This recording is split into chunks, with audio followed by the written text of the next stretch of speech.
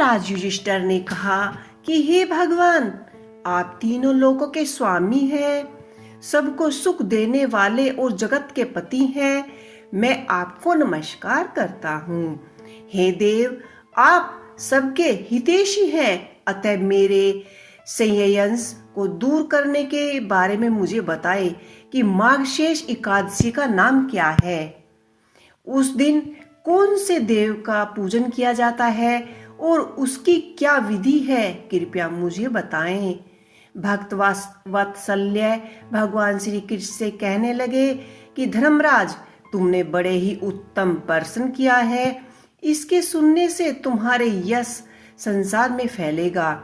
मार्गशीर्ष शुक्ल पक्ष एकादशी अनेक पापों को नष्ट करने वाली है। इसका नाम मोक्षदा एकादशी है। एक दिन दामोदर भगवान की धूप दीप नैवेद्य आदि से भक्ति पूर्वक पूजन करना चाहिए। अब इस विषय में मैं एक पौराणिक व्रत कथा कहता हूँ। गोकुल नाम के एक नगर में व्याख्यांस नामक राजा रहता था। उसके राज्य में चारों वेदों के ज्ञाता ब्राह्मण रहते थे। वह राजा अपनी प्रजा का पुत्र वत पालन करता था। एक दिन रात्रि में राजा ने स्वप्न में देखा कि उसके पिता नरक भोग रहे हैं। उसे बड़ा ही आश्चर्य हुआ। प्रातः वह विद्वान ब्राह्मणों के पास गया। विद्वान ब्राह्मणों ने उसे अपनी स्वप्न सुनाया। उन्होंने कहा कि मैंने अपने पिता को नरक में कष्ट उठाते देखा है। उन्होंने मुझसे कहा कि हे पुत्र, मैं नरक में पड़ा हूँ, यहाँ से तुम मुझे मुक्त कराओ। जब से मैंने यह वचन सुने हैं तब से मुझे बहुत बेचैनी हो रही है। मैं बड़ा ही बेचैन हूँ। चित्त में बड़ी अशांति हो रही है। मुझे इस राज्य, धन, पुत्र, स्त्री, हाथी, घोड़े आदि में कुछ भी सुख प्रतीत नहीं हो रहा है। मैं क्या करूं? राजा ने कहा कि हे ब्राह्मण देवताओं, इस दुख के कारण मेरा सारा शरीर जल रहा है। अब आप कृपया करके कोई तप, दान, व्रत आदि ऐसा उपाय बताएं जिससे मेरे पिता को मुक्ति मिल जाए।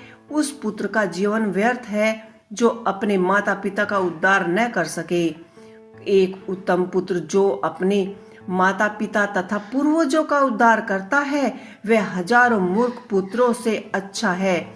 जैसे एक चंद्रमा सारे जगत में प्रकाशित कर देता है परंतु हजारों तारे नहीं कर सकते। ब्राह्मणों ने कहा कि हे राजन, यहाँ पास में ही भूत भविष्य वर्तमान के ज्ञाता पर्वत ऋषि का आश्रम है। आपकी समस्या का हल वे जरूर निकालेंगे। ऐसा सुनकर राजा मुनि के आश्रम पर गया। उस आश्रम में उन अनेक शांतचित्त योगी और मुनि तपस्या कर रहे थे। उसकी जगह पर्वत मुनि बैठे हुए थे। राजा ने मुनि को सटंग दंडवत किया। भगवान मुनि ने राजा से सांगोपांग कुशल पूछा। राजा ने कहा कि हे महाराज, आपकी कृपा से मेरे राज्य में सब कुछ कुशल है, लेकिन एक किस्मता मेरे चित्त में अत्यंत अशांति होने लगी है। ऐसा सुनकर पर्वत मुनि ने आंखें बंद की और भूत विचारने लगे। फिर बोले कि हे राजन, मैंने योग के बल से तुम्हारे पिता के कुकर्म को जान लिया है। उन्होंने पूर्व जन्म में कामतातुर होकर एक पत्नी को रति दी, किंतु सोत के कहने पर दूसरी पत्नी को ऋतु दान मांगने पर भी नहीं दिया। उसी पाप के कारण तुम्हारे पिता नरक भोग रहे हैं, इसलिए वे नरक में पड़े हैं। तब राजा ने कहा कि इसका कोई उपाय बताएं। मुनि बोले कि हे राजन, आप मार्गशीर्ष एकादशी का उपवास करें और उस उपवास के पुण्य को अपने पिता को संकल्प कर दें। इसके प्रभाव से आपके पिता की अवश्य नरक से मुक्ति हो जाएगी। मुनि के ऐसे वचन सुनकर राजा महल में आए। मुनि के ये वचन सुनकर राजा महल में आए और मुनि के कहने के अनुसार कुटुंब सहित मोक्षदा एकादशी व्रत किया। इसके उपवास का पुण्य उनके पिता को अर्पण कर दिया। उसके प्रभाव से उनके पिताजी को मुक्ति मिल गई और वह स्वर्ग को चले गए। वे पुत्र से कहने लगे कि हे पुत्र, तुम्हारा कल्याण हो। यह कहकर स्वर्ग चले गए।